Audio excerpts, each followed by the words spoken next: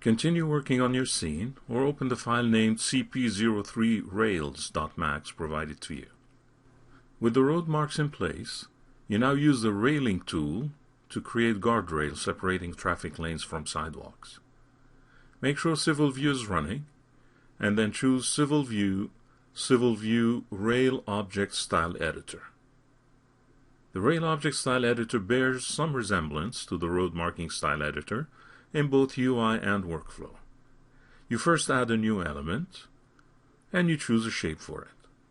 Again, choose the centerline alignment as you did before.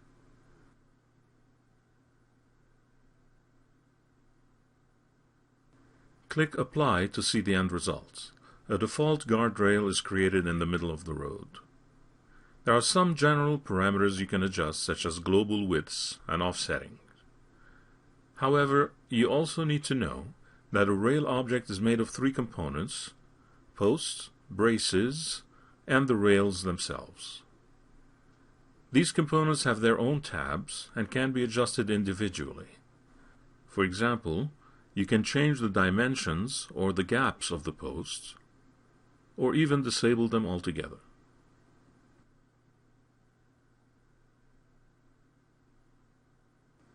Similarly, you can edit braces,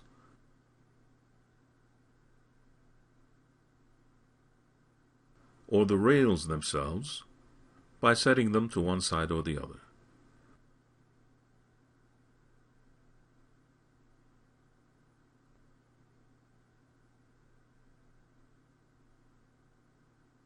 Or by choosing a different look or even material.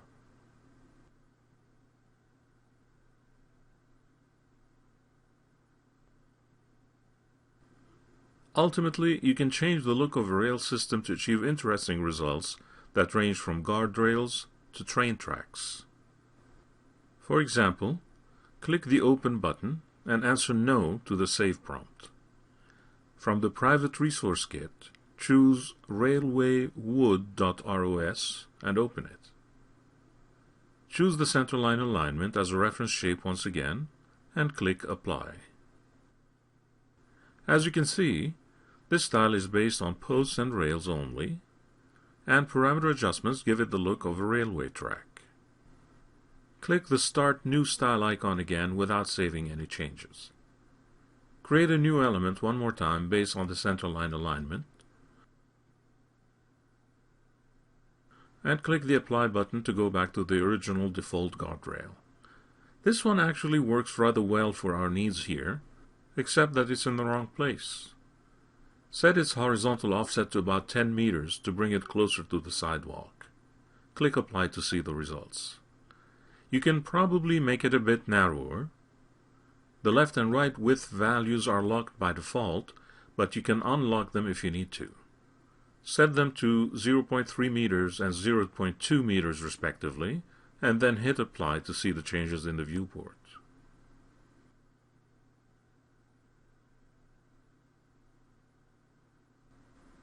You still need another guardrail on the other side. Much like you did with road marks, you can make a copy of an element and adjust its offset. Also, as before, if you need to have two or more elements based on the same reference shape, you need to activate multiple mode. Once that's done, you can easily copy and paste an existing element. To place it on the other side, you can invert its offset value. You would also need to invert its left and right width values, otherwise the wider section will extend towards the sidewalk. Instead, simply click the Mirror button. This swaps the left and right width values and also inverts the offset. Click Apply to see the results.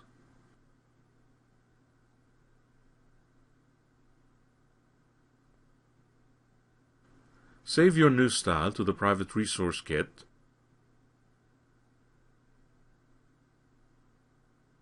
name it mysimplerail.ros.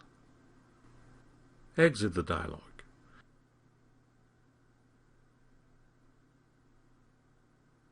Note that the rail objects are part of the alignment hierarchy, as was the case with the road markings.